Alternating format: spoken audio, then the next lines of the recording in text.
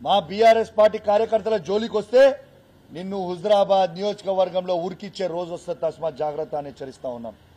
నువ్వు ఎంత పెద్ద మోసగాను అంటే నువ్వు కేసీఆర్ గారిని మోసం చేసినావు, హుజరాబాద్ ప్రజల్ని మోసం చేసినావు. ఇలా నువ్వు ఎంత పెద్ద మోసగాను అంటే కేసీఆర్ని ఏ విధంగా అయితే మోసం చేసినావో నీతో నీ వచ్చి టీఆర్ఎస్ ఇష్పెట్టి టీఆర్ఎస్ బీఆర్ఎస్ నిష్పెట్టి టీఆర్ఎస్ 20 ఏళ్లు జెండా మోసిన కార్యకర్తలు టీఆర్ఎస్ ని ఇష్పెట్టి నువ్వు మబ్బెపెట్టి పైసలు ఇస్తామని ఆశ పెట్టి వాళ్ళని తీసుకొని పోయినవే, ఇలా వాళ్ళని కూడా మోసం చేసినావు కదా నువ్వు. 20 ఏళ్ల చరిత్ర వాళ్ళు ఉద్యమం చేసిర్రు, టీఆర్ఎస్ పార్టీ జెండా మోసిన వాళ్ళని మోసం చేసి తీసుకుపోయి నీ 2021 ఎలక్షన్ తర్వాత కనీసం ఒక్కరినన్నా నువ్వు పట్టించుకున్నావా వాళ్ళని? ఒక్కరినన్నా పట్టించుకున్నావా వాళ్ళని? కేసీఆర్ని మోసం చేస్తావు, హుజరాబాద్ ప్రజల్ని మోసం చేస్తావు, నిన్ను నమ్ముకున్న కార్యకర్తలను మోసం చేస్తావు. ఏంటిదో హుజరాబాద్లో ఇది చేసినావు. అరే హుజరాబాద్ ఇలా నీకు రాజకీయ భిక్ష పెట్టింది హుజరాబాద్ ప్రజలు. పాత కమలాపూర్ నియోజకవర్గం, హుజరాబాద్ నియోజకవర్గం పెట్టింది రాజకీయ భిక్ష. అట్లాంటి రాజకీయ భిక్ష పెట్టిన హుజరాబాద్ నియోజకవర్గంలో నువ్వు ప్రజల్ని పట్టించుకోకుండా ఇష్పెట్టి పోయి మల్కాజిర్లో పోయి నిలబడి హుజరాబాద్ ప్రజల్ని ఇష్పెట్టేసి ఇలా హుజరాబాద్ వాళ్ళు అన్నం పెట్టిందనే సబ్జెక్టు మర్చిపోయి మా షామీర్పేట్ గడ్డ అంటున్నావు. అరే వా, నీకు రాజకీయ భిక్ష పెట్టిన హుజరాబాద్ ప్రజల్ని మర్చిపోయి మా షామీర్పేట్ గడ్డ అంటున్నావు. అరే వా, చాలా అద్భుతంగా చెప్తున్నావు. అంటే అన్నం పెట్టిన కేసీఆర్ని మోసం చేస్తావు, అన్నం పెట్టిన హుజరాబాద్ ప్రజల్ని మోసం చేస్తావు, నిన్ను నమ్ముకొని వచ్చిన కార్యకర్తల్ని మోసం చేస్తావు. నువ్వు మోసగానివా కాదా అని నేను అడుగుతా ఉన్నాను. కానీ నేను చెప్తా ఉన్నా, టీఆర్ఎస్ ని ఇచ్చిపెట్టి బీజేపీలో పోయిన ప్రతి కార్యకర్తకి నేను చెప్తా ఉన్నా, కేసీఆర్ గారి నాయకత్వంలో మీకు కౌశిక్ రెడ్డిగా నేను అండగా ఉంటా. మీరు టీఆర్ఎస్ పార్టీలో ఉన్నారు, మీరు కూడా కేసీఆర్ శిష్యులని నాకు తెలుసు.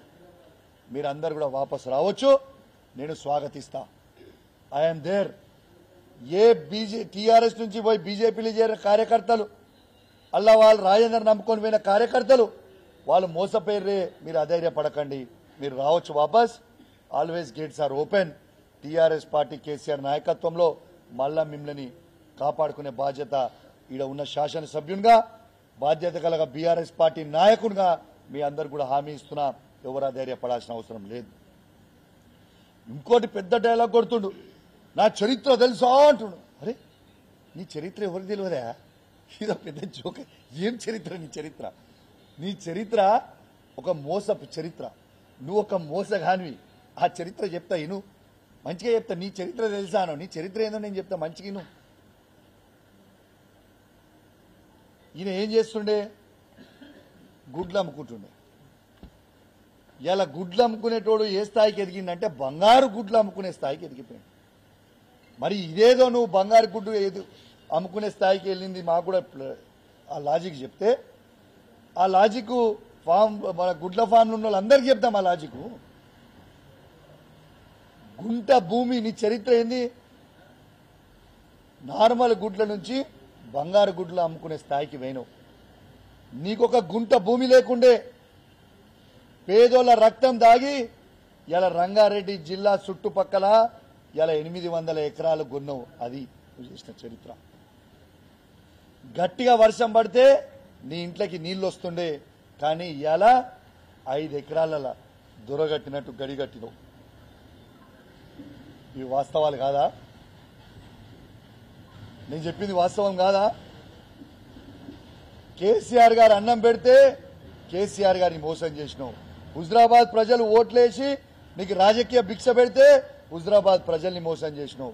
నిన్ను హుజరాబాద్ చీగొట్టింది, గజ్వేల్ చీగొట్టింది, రేపు మల్కాజిరి ప్రజలు కూడా చీగొట్టడానికి రెడీ ఉంటే కొత్త నాటకం చేసి మళ్ళా హుజరాబాద్కి వస్తా అని చెప్పి అబద్దాలు చెప్పి మోసం చేస్తా ఉన్నావు ప్రజల్ని. నువ్వు చేసింది ఏముంది హుజరాబాద్కి? నువ్వు చేసిందేంది? నువ్వు బీసీ ముసుగులో ఉన్న దొరవి, బీసీ ముసుగులో ఉన్న దొరవి. నువ్వు కేసీఆర్ని విమర్శించే స్థాయిని కాదు. మళ్ళీ ఏం మాట్లాడుతుండ దాంట్లో?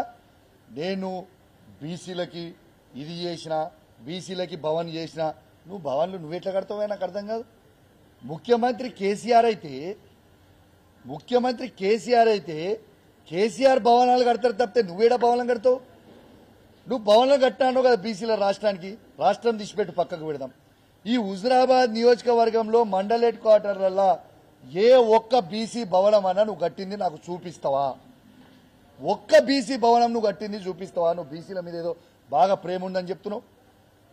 ఒక్క బీసీ భవన్ హుజురాబాద్ నియోజకవర్గంలో హెడ్ క్వార్టర్లో ముదిరాజ్ బిడ్డలకైనా, యాదవ బిడ్డలకైనా, కురుమల బిడ్డలకైనా, గౌడ బిడ్డకైనా, పద్మశాలి బిడ్డలకైనా, ఎనీ బీసీ కమ్యూనిటీ రజక బిడ్డలకైనా ఒక్క కమ్యూనిటీ హాల్ నువ్వు హుజురాబాద్ హెడ్ క్వార్టర్లో కట్టించింది చూపిస్తావా?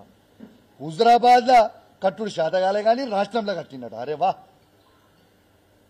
సిగ్గు లేకుండా మందికి పుట్టిన బిడ్డలు నాకు పుట్టిరని చెప్పుకుంటున్నట్టు ఈటల రాజేందర్ గారి వ్యవహారం అట్లా ఉంది. బాజాప్తు బీసీలకి ఆత్మ గౌరవానికి ఎవ్వరు ఊహించుకోని విధంగా ప్రతి కులానికి కేసీఆర్ గారే కట్టించారు బీసీలకి. గుర్తుపెట్టుకోండి, ఇది వాస్తవం. దిస్ ఈజ్ వాస్తవం. ఇలా ఈటల రాజేందర్ గారు ఏదో నేను బీసీ నాయకుడిని అని చెప్తుండు. ఈటల రాజేందర్ గారు మీ సొంత అబ్బాయికి నాకు చెప్పడం ఇష్టం లేదు, కానీ ప్రజలు అనుకుంటున్న విషయం నీకు చెప్తా ఉన్నా. నీ కుటుంబ సభ్యులను ఏదో అనాలి, ఏదో దూషించాలని నా ఉద్దేశం కాదు. కానీ నువ్వు ఏ విధంగా మోసం చేస్తున్నావో, ప్రజలు ఏ విధంగా అనుకుంటున్నారో, ప్రజలు అనుకుంటున్న ముచ్చట నీకు చెప్పాలని చెప్తా ఉన్నా. నువ్వు నీ సొంత కొడుకు పేరు ముదిరాజ్ అని పెట్టుకోలే, నీ సొంత కొడుకు పేరు రెడ్డి అని పెట్టుకున్నావు. నీ బిడ్డ పేరు ముదిరాజ్ అని పెట్టుకోలే, నీ బిడ్డ పేరు రెడ్డి అని పెట్టుకున్నావు. నిన్నగాక మొన్న నీకు పుట్టిన మనవని పేరు కూడా ఆఖరికి రెడ్డి అని పెట్టుకున్నావు. ఇక నీకు బీసీల మీద హక్కేముంటుంది బ్రదర్?